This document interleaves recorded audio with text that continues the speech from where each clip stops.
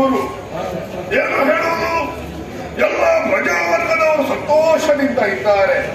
ಅಷ್ಟೇ ಅಲ್ಲ, ಮಾನಸಿಕವಾಗಿ ಯಾವ ರೀತಿಯ ನೆಮ್ಮದಿ ಬೇಕಾದರೂ ನಮ್ಮಲ್ಲಿ ಇದೆ.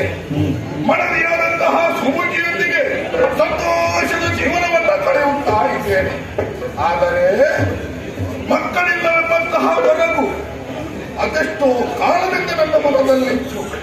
ಹಿರಿಯರು ಹೇಳಿದ ಹಾಗೆ ಅದೆಷ್ಟೋ ಪುಣ್ಯಕ್ಷೇತ್ರಗಳನ್ನು ಸಂದರ್ಶಿಸಿದೆ. ದೇವರಲ್ಲಿ ಬೇಕಾದಂತಹ ಸೇವೆಯನ್ನು ಕೊಟ್ಟೆ.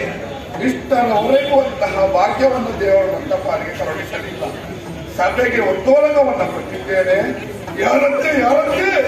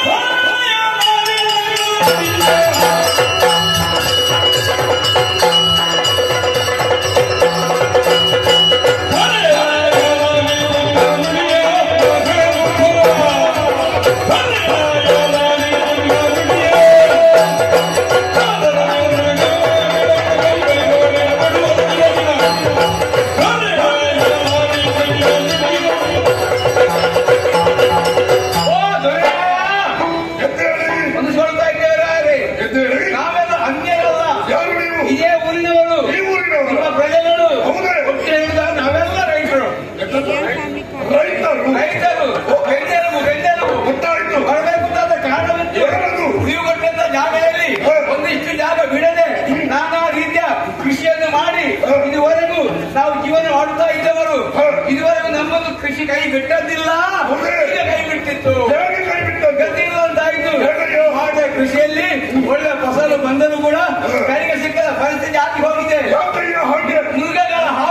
ಮೃಗಗಳ ಹಾವಳಿಯಿಂದ ಮೃಗಗಳು ಊರಿಗೆ ಇಳಿದು ಎಲ್ಲ ಕೃಷಿಯನ್ನು ನಾಶ ಮಾಡಿ ನಮ್ಮ ಹೊಟ್ಟೆಗೆ ಬಡಿತಾ ಉಂಟು. ಗತಿ ಇಲ್ಲ.